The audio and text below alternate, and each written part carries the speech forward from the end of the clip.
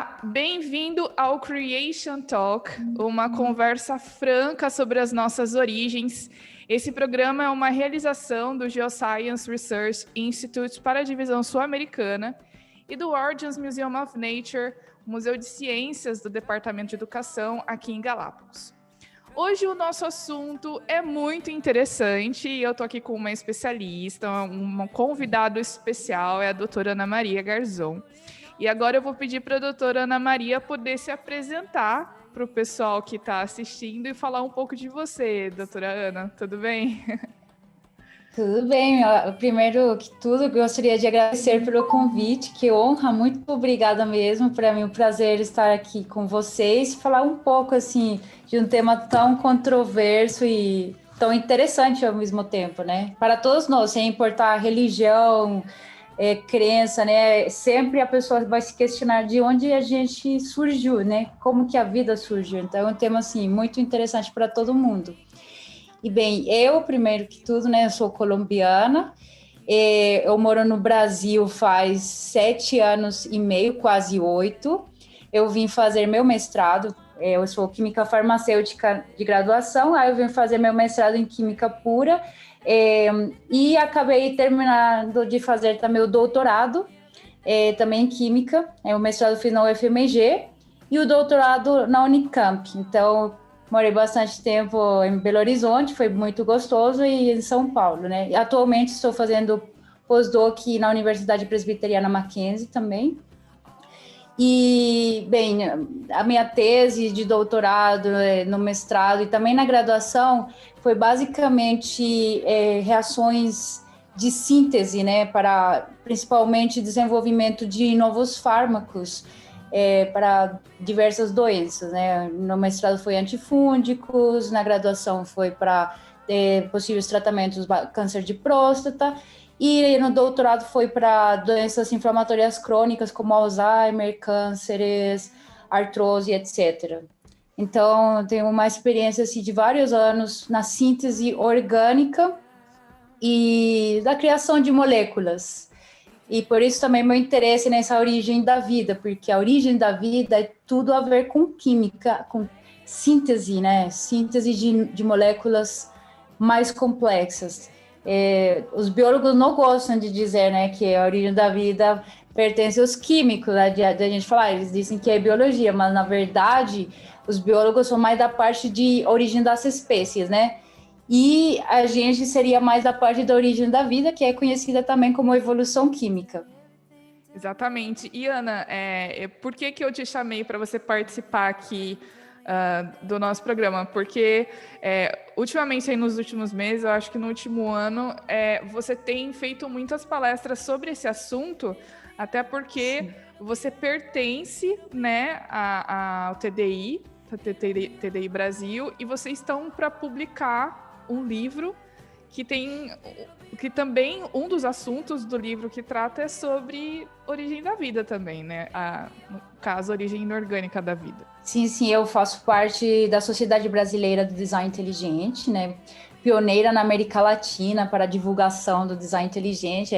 Inclusive, fica a dica de vocês darem uma olhada no canal do YouTube da TDI Brasil, também no site tdibrasil.com. E tem sido um tempo muito gostoso, de muito aprendizado, né? Porque a teoria do design inteligente está sendo a rival, né, do paradigma atual nas ciências da vida, né? Que tem a ver com a teoria da evolução. Então, bem interessante fazer parte dessa revolução. É muito legal. E eu acho importante esse momento que a gente está passando, porque é uma oportunidade para a gente mostrar para as pessoas que nós que acreditamos nessa ideia, né, que é diferente do paradigma atual, não é só uma ideia filosófica, né? É algo que tem embasamento científico, né? Ou religioso, tem embasamento científico, né? Bastante. Eu acho que, como diz o professor Dr. Eberlin, né, que é um dos grandes divulgadores no mundo e no Brasil, um dos principais também, ele diz assim, a teoria do design inteligente é a ciência na mais pura essência, né? E eu concordo plenamente com ele. Depois a gente pode conversar melhor por que seria assim. Com certeza, é muito interessante e é por isso também que a gente está fazendo esse programa aqui, para que as pessoas possam conhecer mais e ter argumentos, né, que apoiem a sua crença, argumentos científicos, porque a nossa fé ela tem que ser racional, né? Então, quando a gente fala Concordo. né, de criacionismo, por exemplo, não é só por acreditar na Bíblia, mas é porque eu também tenho evidências científicas que apoiam essa minha fé. Né? Sim, sim. E nisso o criacionismo e o design inteligente, eles concordam em muita coisa, né? As conclusões são bem parecidas. Então, ambos, para quem é cristão, como é o nosso caso, né? Fortalece muito a nossa fé, porque a gente sabe que não está acreditando em algo irracional, senão são coisas que têm a ver, assim, com ciência, mas também com nossa fé.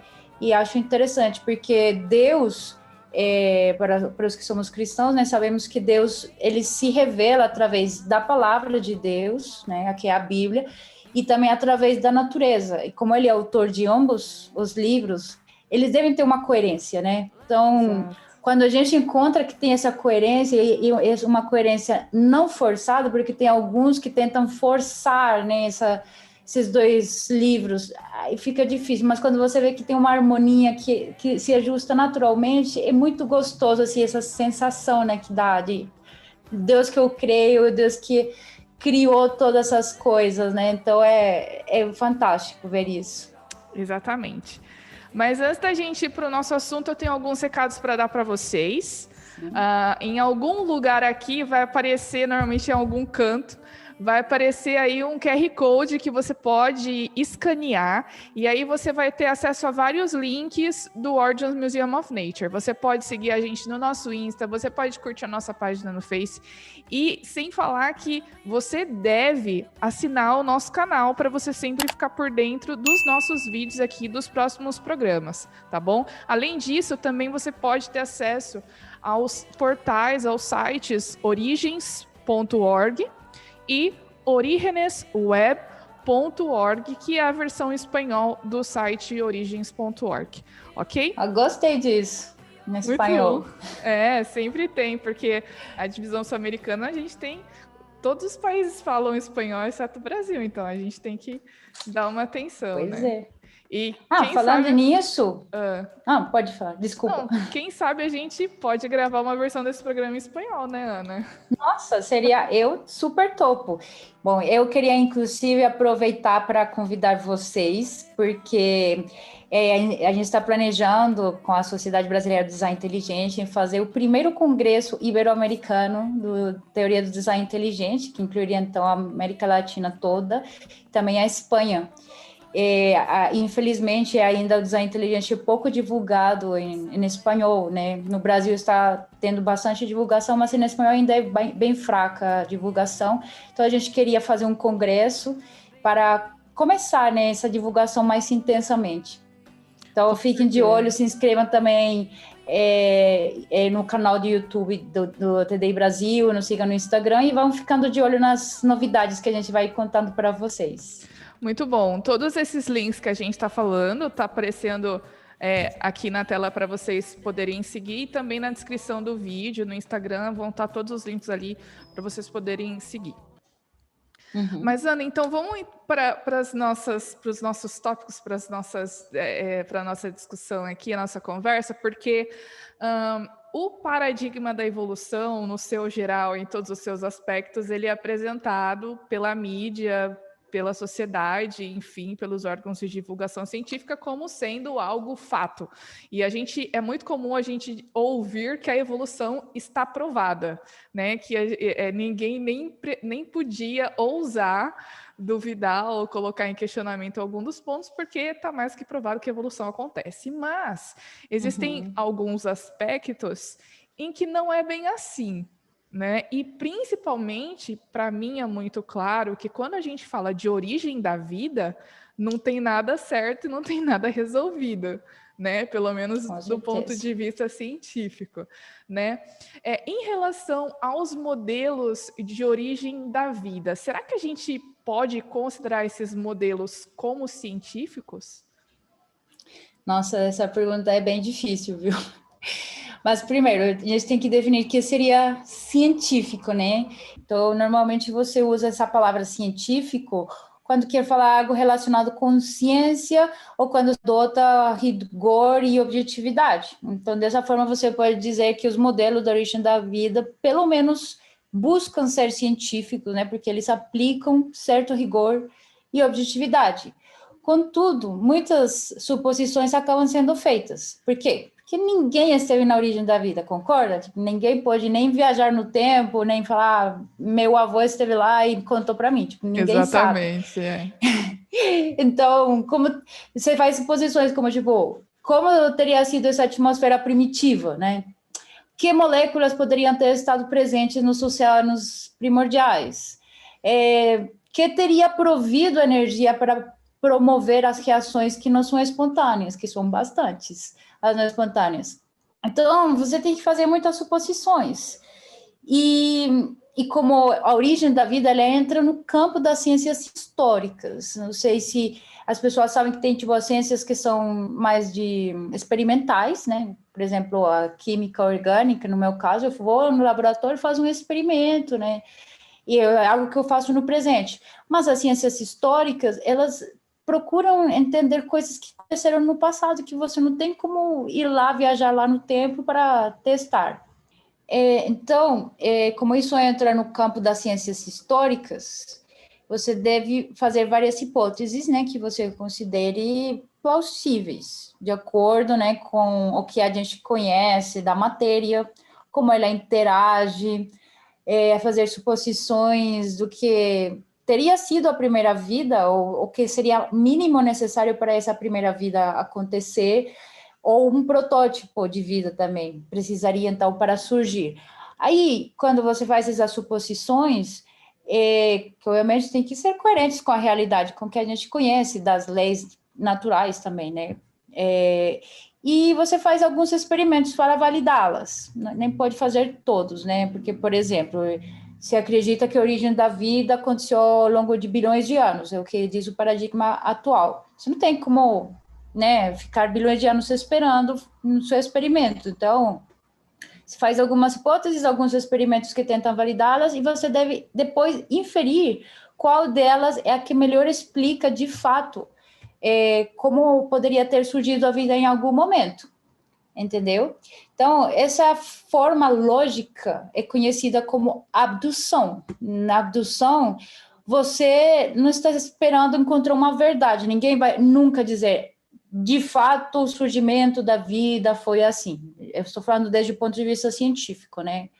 Então, do ponto de vista científico, ninguém nunca vai dizer é um fato que a vida surgiu desta forma, porque não tem como dar essa certeza absoluta. O que você vai fazer, então, coloca várias hipóteses, você vai ver qual que teria mais probabilidade de ter acontecido e faz algo que se conhece como abdução, que seria, então, qual seria a explicação, a hipótese que melhor explica, né, esse fato que a gente vê, que é a vida. E então, seria então uma relação de causalidade, mais do que você dar uma verdade absoluta. Quando você faz essas inferências, você deve, né, levar em consideração, né, que sempre pode ter alguma outra hipótese que possa vir a surgir depois da gente pesquisar mais, né? Então, é por isso que você não pode afirmar sempre que essa hipótese que você deu como a melhor indicação vai ser a definitiva, tem que ficar aberto ao que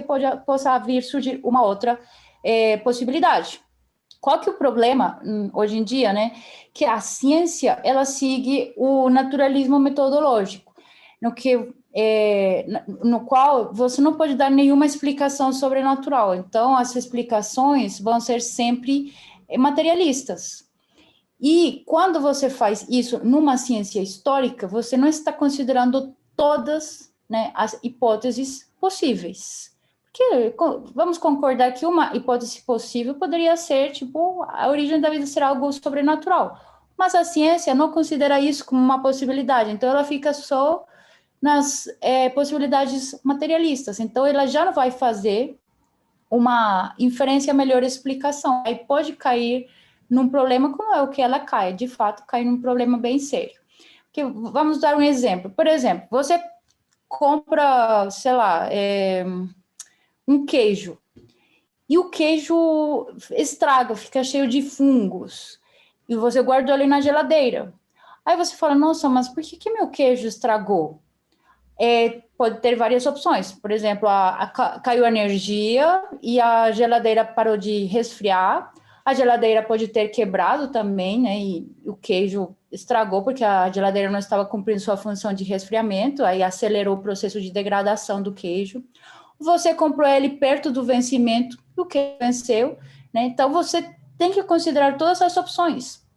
Às vezes você não considera uma opção e você fala, não, eu acho que realmente o queijo estragou porque alguém desconectou a geladeira, entendeu? Mas você não considera que pode ter outra opção, como que ele já estivesse perto da data de vencimento ou já estivesse vencido, a data de validade, desculpa, entendeu? Então, esse é o problema na ciência atual, ela não considera todas as hipóteses possíveis, aí dá uma conclusão e nunca vai ser uma conclusão sobrenatural como a que muitas vezes dá a teoria do design inteligente. É interessante isso, né? Porque é por isso que a gente diz que quem é criacionista ou quem acredita aí na teoria do design inteligente, por exemplo, sai muito na frente porque a gente acaba considerando outros tipos de hipóteses que o pessoal que é naturalista não considera, né?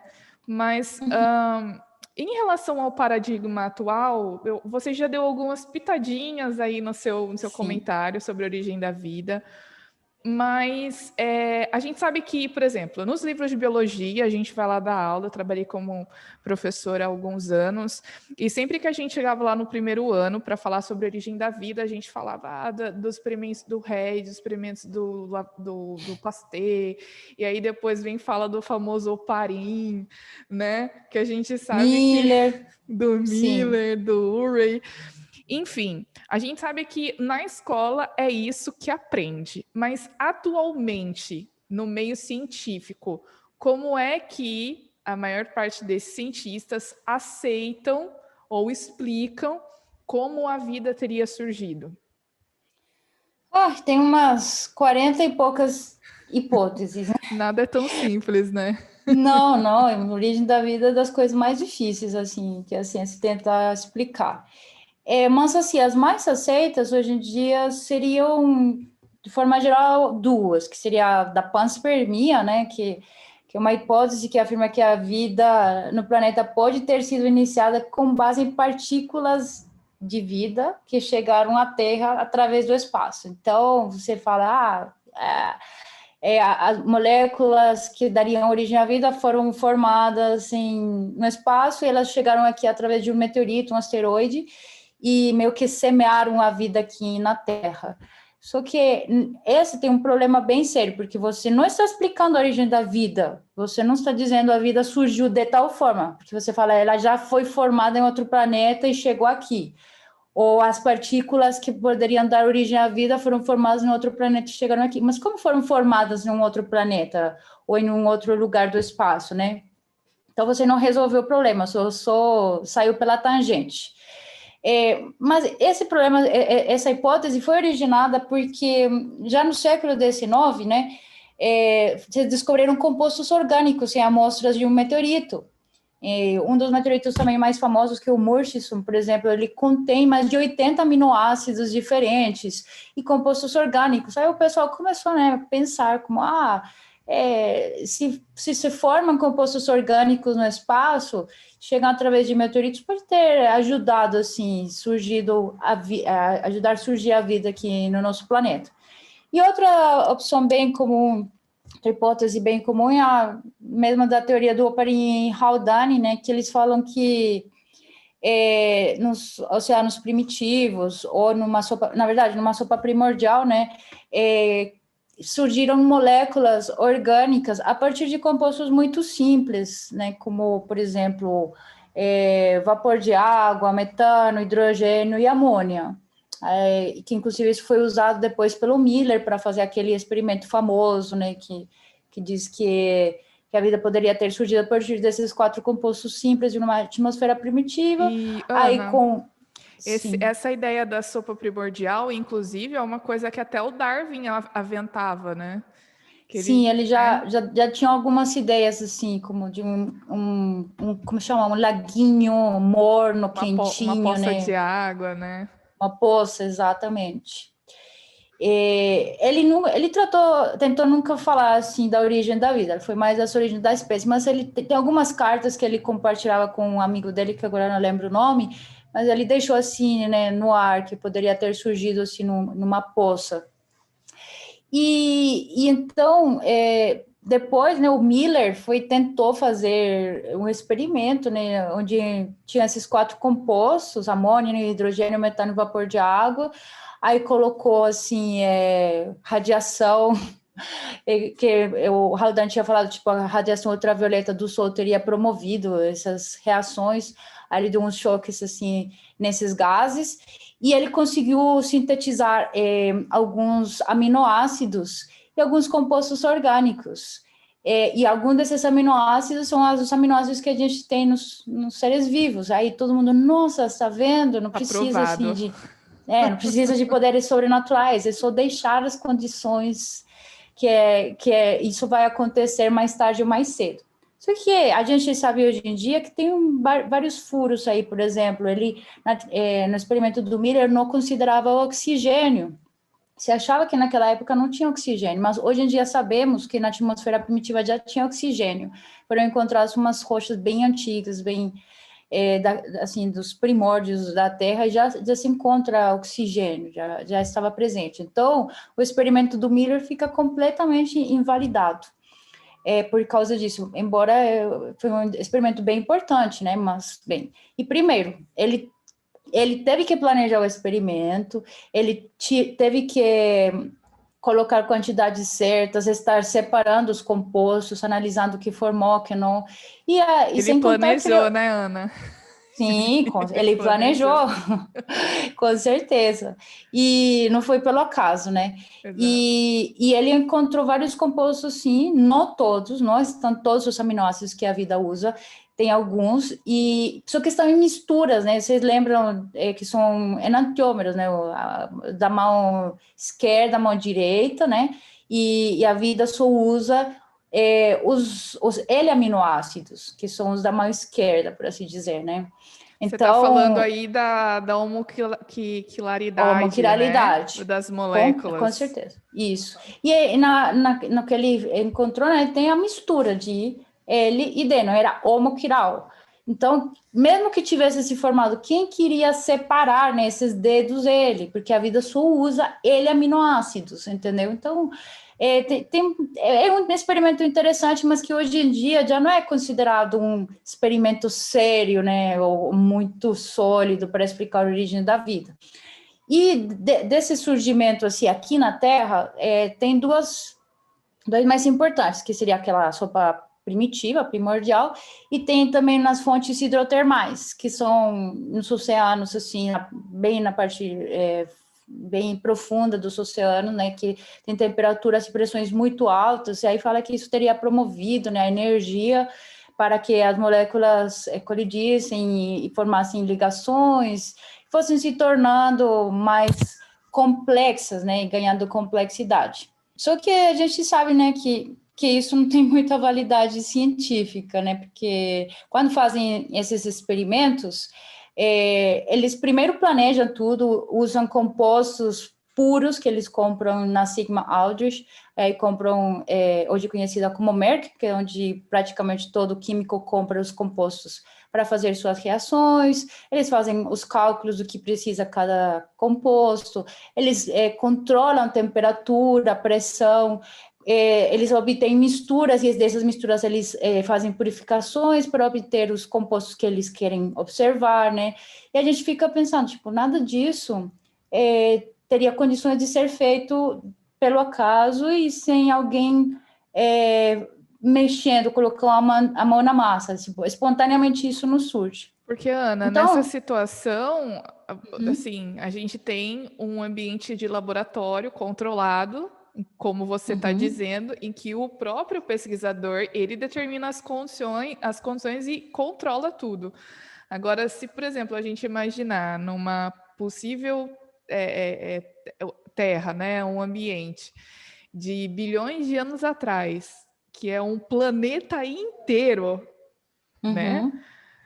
Tipo assim, quais as probabilidades de exatamente as mesmas condições que eu estou colocando aqui no laboratório foram Não. exatamente as mesmas de bilhões de anos atrás? É aí que está um problema. E eu queria aproveitar para falar com você justamente sobre isso, porque existem muitos problemas com essas hipóteses, né, a respeito Uhum. desse surgimento inorgânico. Você pode comentar para a gente os principais problemas? Eu sei que são muitos, né, mas os principais. Bom, primeiro, né, que isso de ter surgido espontaneamente é bem complexo, porque é, a maioria das moléculas são necessárias para formar a vida, elas não surgem espontaneamente, né? Elas precisam de uma energia, de injetar energia na reação para acontecer as ligações que precisa para formar o produto desejado. Então, esse seria um dos problemas. Não tem energia desse nível tão grande para você produzir essas moléculas. Segundo, até poderiam ser formadas essas moléculas com temperaturas altas, como se diz que aconteceu nas fontes hidrotermais submarinas, mas essa temperatura, ao mesmo tempo que ela formaria os produtos pelo fornecimento de energia, ao mesmo tempo degrada os compostos. Você vê nos artigos científicos falando assim, a gente conseguiu obter os produtos, mas eles duraram uma semana, horas, minutos, eles degradam. Então, se formam, mas já se degradam. Então, esse seria outro problema, né? Nada adianta formar, mas degradou. E também, outra coisa, se você formar, vai ter algumas misturas que são, mesmo no laboratório, que você tem todas as condições controladas, por exemplo, para produzir ribose, que é o açúcar dos ácidos nucleicos, você faz umas reações muito complexas, e dessas você obtém uma mistura de muitos açúcares, mesmo sendo feita por um químico super experimental. Você vai ter uma mistura da qual você vai extrair a ribose e vai obter só 1% da massa, do peso total, vai obter 1% de ribose. O outro é contaminação, ou produtos que você não queria que fossem obtidos. Então, quem que separou, né, os compostos necessários para a vida? E outra, tipo, quando você vai analisar as condições de síntese dos diferentes compostos, por exemplo, ribose, bases nitrogenadas, as ligações fosfato, os aminoácidos, a ligação peptídica para formar as proteínas, tudo isso, cada uma dessas reações requer condições diferentes de temperatura, de pressão, de compostos auxiliares das reações, são muitos detalhes. Tipo, cada um são diferentes, são extremos. Por exemplo, uns precisam pH básico, outros precisam pH ácido. Como você vai ter tudo isso, um do lado do outro, coisas contraditórias com pH ácido, pH básico, temperatura mais alta, temperatura mais baixa, formar tudo isso num ambiente próximo e depois esses produtos serem separados e estarem suficientemente perto para serem meio que englobados por uma protomembrana, né? É bem assim, tem que ter muita imaginação e muita fé para acreditar nisso, né? Porque sem contar que esses compostos, como eu falei, eles têm um tempo de vida média muito curto, eles degradam facilmente. Então, você formou umas, enquanto forma o outro já degradou, as condições serão diferentes aqui e ali. Teria que ser muitas coisas muito acertadas no momento exato, no ponto exato, todo mundo pertinho, entendeu? É muito forçado. Uhum. Quando a gente ouve esse tipo de coisa relacionado a um assunto que já estava sendo afirmado como certo, como fato, faz a gente pensar, né? Tipo, não, peraí, as coisas não estão tão bem estabelecidas assim. Mas Não. também é importante a gente, eu acho que é importante a gente pensar pelo outro lado, né? Porque as pessoas que são ateus, por exemplo, né? E muitos cientistas são ateus. Essa é, eu acho que a hipótese mais próxima que para eles é plausível a respeito da origem da vida, porque se eles não sabem agora, em algum momento eles vão descobrir, né? E para a gente que tem a crença num Deus, que é criador, que planejou, e a gente crê que foi ele que criou a vida, né? Também, não, da mesma forma como você não tem como provar a origem inorgânica espontânea, a gente não tem como provar que Deus. Eu acho que tem aquele livro que o título que chama que eu não tenho fé suficiente para ser ateu, né? Tipo, para você Sim, acreditar que essas coisas tinham que ter estado em condições muito específicas, né? Na quantidade correta, na concentração correta, no lugar correto, temperatura correta, pH correto. é absurdo. Não é? É muita fé que tem É que ter para muita fé. acreditar nisso, né? E, Uhum, Ana, para a gente ir terminando o nosso papo aqui, eu queria, porque o nosso programa fala sobre ter uma conversa franca, né, sobre os assuntos das uhum, origens. E é lógico que nesse caso da origem da vida, a gente tem muitas razões para duvidar da origem espontânea e que não tem problema nenhum a gente crer que nós somos planejados e que nós somos criados em algum momento por um Deus que é inteligente, que é mantenedor e etc. Né? Mas, ao mesmo tempo, nós não sabemos de todas as coisas. Nós não temos todas as respostas. E é importante a gente ter a consciência também de que a Bíblia não é um livro de ciência, e por mais que nós tenhamos a natureza, a gente também ainda não chegou em todas as respostas. uhum. Então, na sua opinião, assim, você como cientista, você como uma pessoa que acredita que existe um ser inteligente que planejou todas as coisas e criou todas as coisas, qual que seria a questão mais, não sei se talvez complicada ou difícil, da gente poder defender ou tentar explicar sob a perspectiva do TDI, por exemplo, né, ou do criacionismo, no caso. Se diz sobre a origem da vida ou é no geral que a TDI Talvez, defende? talvez sobre a origem da vida, eu acho que talvez seja um assunto que seja um pouco mais tranquilo, mas existem outros aspectos relacionados à origem que talvez a gente tenha um pouco mais de dificuldade em dar uma explicação, talvez científica, ou para uma outra pessoa, né? Porque às vezes você está conversando com alguém, por exemplo, chegou essa semana aqui no museu um visitante. E aí ele chegou aqui no museu e ele perguntou do que era o museu. E eu disse que era um museu de ciência, né? E aí ele falou assim: "Ah, tá, mas vocês são aqui da igreja?" Eu falei: "Sim, nós pertencemos à educação adventista." "Ah, tá, porque eu queria saber o que tem aí dentro, porque eu não queria que entrasse em contradição com o que eu acredito, né?"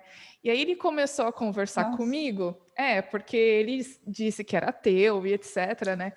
E ele Ah, começou a conversar comigo e começou a questionar algumas coisas, porque na cabeça dele, quem é crente é assim, né? Tem aquele cabresto e não consegue ver as coisas, e não consegue aceitar, por exemplo, ciência, né? E infelizmente tem gente que se diz cristão e não aceita a ciência, né? Infelizmente tem essas pessoas que acabam dando esse mau testemunho.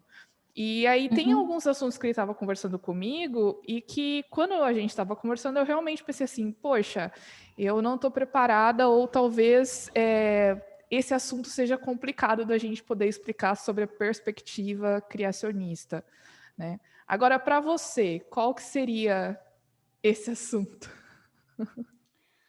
Então, é difícil, né? Porque a TDI, ela não é uma teoria do tudo, né? Como tenta ser a teoria da evolução, que ela até chegou nas ciências sociais e ela quer explicar absolutamente tudo, né? Psicologia, a sociologia, tudo. Já a teoria do design inteligente, ela é minimalista, ela não quer ser a teoria do tudo, e não quer explicar tudo, porque ela tem um pressuposto bem simples, que é assim, vamos estudar de forma científica os padrões que a gente encontra na natureza que possam referendar ou, inclusive, descartar. Olha o interessante, o design inteligente não fala, tudo foi criado e tudo foi planejado, porque ela também detecta que algumas coisas acontecem ao acaso, com certeza, tipo, cair uma folha, por exemplo, aconteceu pelo acaso, mais ou menos, né, porque também tem um tempo de vida, do ciclo de vida das árvores e tudo, mas tem coisas que podem acontecer, sim, por degradação ou por coisas espontâneas, né, que possam acontecer, mas na TDI também você procura encontrar a ação de uma mente inteligente como causa de um efeito. Então, você estuda um efeito e vê se essa causa foi uma mente inteligente ou algo ao acaso, alguma coisa natural mesmo, das leis da natureza. Então, sendo assim, a origem da vida é algo muito difícil de explicar. A gente, através do design inteligente, só pode, analisando, né, o que eu falei, todas as condições e todas as pesquisas que têm sido feitas durante décadas para a origem da vida, tentar desvendar como ela teria surgido, só apontam a que ela, para conseguir qualquer resultado que você queira, deve planejar e acertar as condições. Então, essas pesquisas só têm mostrado que pelo acaso não foi. Então, precisou de um planejamento, precisou de acertar muitas condições, e tudo isso é feito unicamente por uma mente, e muito inteligente, né? A natureza, o acaso não planejam, não acertam condições, não tem um propósito, né? E a gente vê bastante propósito no surgimento da vida. Então, essa seria uma das questões difíceis, dar os detalhes de como aconteceu a vida, como surgiu. A gente sabe, não foi por processos naturais, foi feita com propósito e foi feita pronta, não foi umas moléculas aqui, outras ali, elas se juntaram, não. Foi já a primeira célula, o primeiro ser já foi feito pronto. É a conclusão que você chega a partir do design inteligente. Outra questão que seria difícil de responder, assim, em maior detalhe, seria qual é a idade do universo? Então, no design inteligente, tem pessoas que acreditam que o universo é antigo, outras que acreditam que o universo é novo, entendeu? Então, não tem como você dizer, não, o universo tem tantos milhões de anos ou tantos milhares de anos. Então, por isso, no Defensores da Teoria tem de ambos os lados, e tudo bem. Como eu falei, a teoria do design inteligente não quer responder tudo de uma forma super precisa e exata. Tem coisas, especialmente coisas relacionadas com ciências históricas, que você vai dar a melhor explicação e fica ciente que pode, daqui a uns anos, aparecer uma melhor explicação e tudo bem. Outra coisa também que é difícil de responder a partir da TDI é a ancestralidade comum. Então, tem alguns que acreditam que a ancestralidade comum existe, mas não é universal, e outros acreditam que é universal. Mas, pelo que eu tenho visto, a minha percepção, inclusive também a minha própria, é que a ancestralidade comum não é universal. Ela é comum, sim, a gente acredita ou eu acredito, né, que existiram ancestrais comuns de diversas espécies, mas que esse ancestral não ultrapassou a família, taxonomicamente falando, né? Embora tenha alguns, por exemplo, Michael Bigg, que ele não vê problema que tenha um único ancestral comum, universal, né? Mas aí eu discordo, e vários no design inteligente discordam, né? Então, essas são, assim, as questões um pouco difíceis de você dar uma opinião, assim, super precisa, ou dizer que tem unanimidade.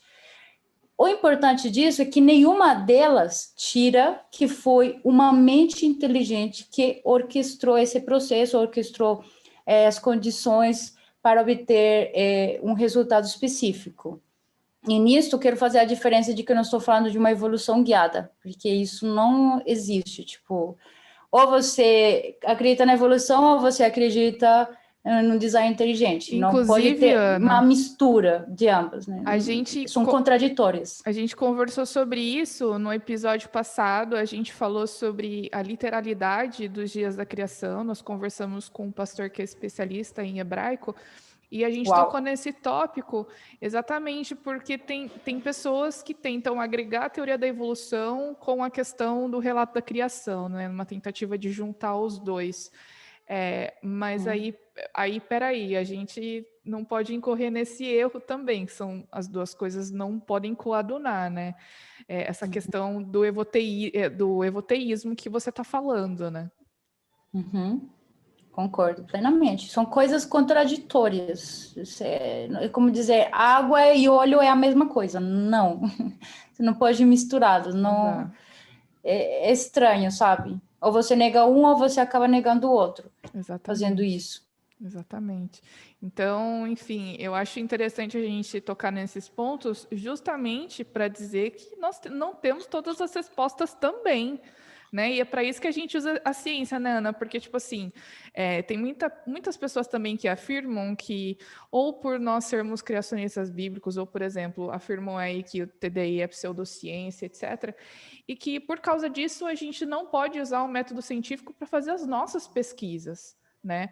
Mas mesmo tendo a nossa cosmovisão, a gente pode sim usar a ciência, e é por isso que estamos aqui discutindo ciência, né? Para poder encontrar argumentos, né, que sustentam a nossa cosmovisão, né? E isso que é importante a gente deixar claro. Por mais que nós sejamos criacionistas, por exemplo, o pessoal do TDI, a gente pode sim fazer ciência de qualidade, mesmo tendo uma cosmovisão diferente do que os evolucionistas, por exemplo. Sim, com certeza. E uma ciência de maior qualidade, porque os evolucionistas, eles meio que tentam fechar o assunto e não dar abertura a Espaço. outras possibilidades. Eles ficam, assim, fechados mesmo. É desse jeito, não pode ter algo sobrenatural. Já a gente, na TDI, por exemplo, ele é aberto a tanto processos naturais como processos sobrenaturais, que assim você pega todo o leque de possibilidades e pegando todos, você pode fazer a inferência, a melhor explicação de um evento, de um fato, de um fenômeno. Né? E como eu falei, mesmo dentro do design inteligente, você pode falar, sim, isso foi por um processo natural, ou não, isso foi planejado. Então, é algo importante, de novo reforçando, tipo, não importa se o universo tem bilhões, ou tem milhões, ou tem milhares de anos, né?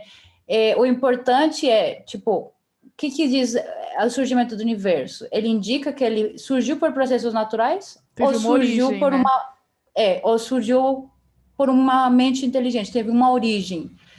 E a gente vê que tudo indica que teve uma origem e que teve que ser formado por Deus. Ou no design inteligência não fala Deus, né? Você fala um designer, porque tem... Quem não sabe, no design inteligente, ele é tão científico, por assim dizer, que ele aceita pessoas de todas as cosmovisões, como deve ser a ciência, né? Porque a ciência, você está tentando analisar processos naturais, ou eventos, ou fenômenos. Então, ao você não misturar com religião, você pode ter pessoas de outras cosmovisões, que é o que acontece no design inteligente. Aí você vai encontrar muçulmanos, judeus, agnósticos, inclusive até ateus.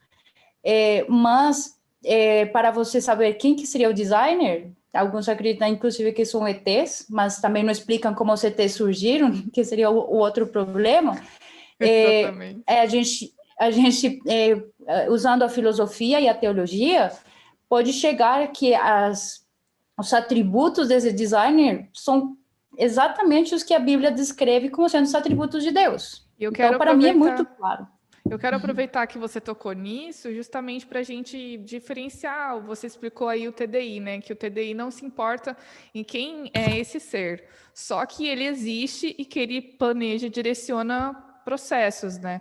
Já o criacionismo bíblico, ele deixa muito claro que quem é esse ser é Deus. E foi ele que criou a vida, e aí no caso do criacionismo bíblico, né, que a vida ela é jovem, né? Que ela não foi Uhum. criada há milhões de anos atrás, que ela Uhum. não evoluiu, tipo assim, Deus foi lá, criou a primeira célula, a evolução e a seleção natural foram agindo, e aí, não, isso não é aceito pelo criacionismo bíblico. Então, eu acho importante a gente deixar muito claro isso aí, para que As as pessoas também diferenças. para que as pessoas também não confundam, porque também tem muita gente que confunde, né, Ana? Diz que Sim, criacionismo e TDI é a mesma coisa. é que acontece? Eles têm intersecções, né? E acho bem legal isso, na verdade. Mas é diferente. Às vezes os resultados ou as conclusões podem ser as mesmas ou muito similares. Mas o ponto de partida é diferente. No criacionismo, você tenta evidenciar, por meio da ciência, fatores históricos bíblicos, relatos bíblicos. Você evidencia eles através da ciência, mas você já parte dessa premissa, tipo, Deus criou o mundo em 6 dias. Será que foi em 6 dias? Vamos ver na ciência e corroborar isso, né? Que foi em 6 dias. Aí a TDI não, ela parte assim: como a vida surgiu? Essa é a pergunta que faz a TDI. Seriam processos naturais? Seria uma mente inteligente que a fez, né? Aí você estuda, analisa, chega na conclusão. Processos naturais não teriam dado conta, foi uma mente inteligente. Ótimo, essa é a conclusão científica. Aí você já entra no campo da filosofia e da religião, da teologia, e fala, bom, e que nos mostra esse designer? Que atributos ele tem? Como ele se comporta com a sua criação?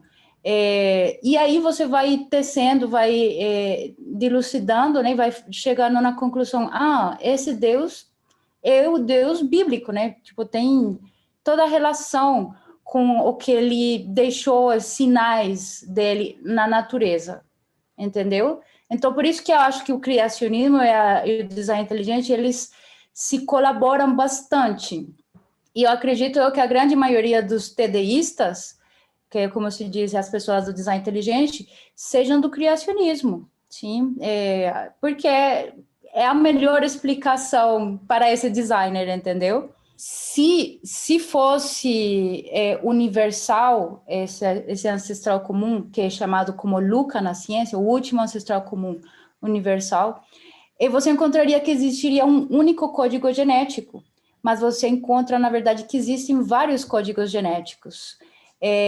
Eu tenho uma palestra sobre isso, mas depois a gente pode conversar, ou eu te deixo o link para você colocar quem quiser aprofundar nisso. Então, não temos um único código genético, temos vários, inclusive no mesmo organismo pode ter 2 códigos genéticos diferentes. Então, isso já tira uma das possibilidades da ancestralidade comum.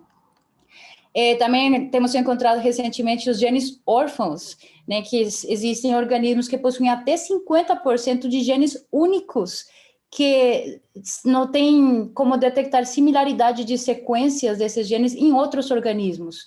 E isso é observado tanto em leveduras, plantas, animais e humanos. Então, como que surgiram esses genes únicos? Se a gente tivesse um ancestral único, universal, teria alguma relação entre genes, mas esses genes são únicos em cada espécie, né? Então, isso é bem interessante. Outra coisa, né, é que quando fazem essas similaridades genéticas, aquele 98% similar com um chimpanzé, 50% similar com banana, já ouviu falar, né? Que a gente é 50% banana. Eles usam apenas 2% do nosso genoma para fazer essas comparações.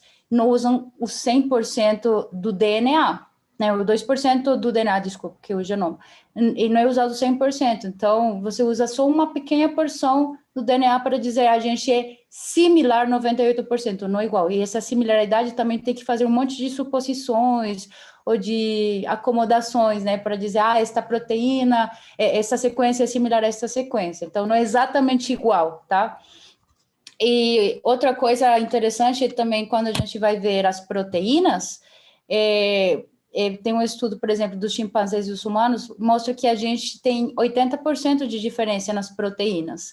Mesmo supostamente tendo 98% de similaridade no 2% do DNA, 80% diferente em proteínas, né? Então, aí mostra algo muito interessante que é conhecido como splicing alternativo, que um gene pode dar como resultado uma ou mais proteínas. Então, até pode ter uma similaridade no genoma, mas os resultados orgânicos, que seriam as proteínas, são bastante diferentes. Então, a gente é muito diferente, inclusive com os mais próximos segundo a evolução. E o último seria a explosão cambriana, né? De um momento a outro apareceram todos os body plans que existem na natureza, assim, foi de um momento ao outro, uma explosão, por isso chamam. Então, isso também é algo bem em contra dessa ancestralidade universal, né? Exatamente. Bem, esse era um ponto de vista só.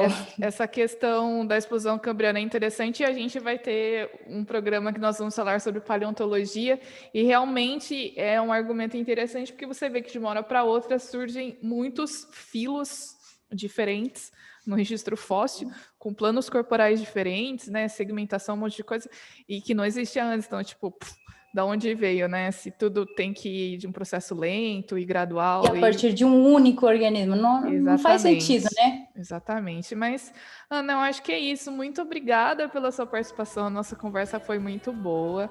E quem sabe a gente não volta aqui para tratar de outros assuntos. Mas brigadão por ter aceitado o nosso convite. Muito obrigada. Foi um papo bem gostoso. Espero ter sido clara e um abraço. A gente continua se encontrando mais vezes. E para você que está assistindo, a gente se vê no próximo episódio. Não esquece, como disse Louis Pasteur, pouca ciência nos afasta de Deus, muita nos aproxima. Até o próximo.